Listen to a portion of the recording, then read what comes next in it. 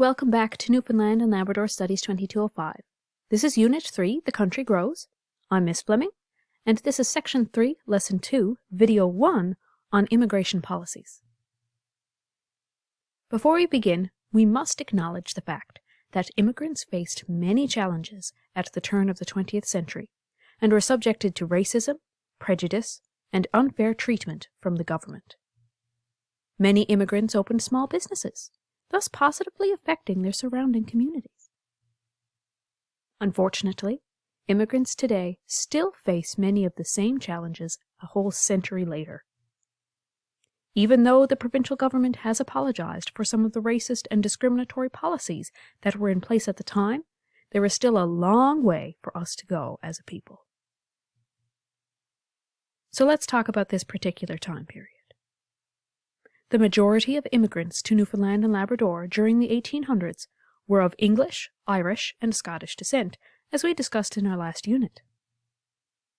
From the late 1800s to the 1920s, small numbers of people from some other areas arrived. Most prominent among these were from China, Lebanon, and Eastern Europe, totaling about 500 permanent settlers during this period. Many of the people who arrived in North America from these locations between 1900 and 1920 were ethnic, economic, or political refugees. Now let's talk about the policies. At first, most governments had open-door policies towards immigrants. As the number of immigrants increased and the economy worsened in the 1920s, immigration policies grew more exclusive. The government of Newfoundland created the Chinese Immigration Act and the Aliens Act in 1906. Prior to this legislation, restrictions on immigration only applied to paupers, which means people that were extremely poor, the sickly, the elderly, or infirm. These acts subjected immigrants to financial checks and medical tests. Additionally, Chinese immigrants were forced to pay a $300 tax per person.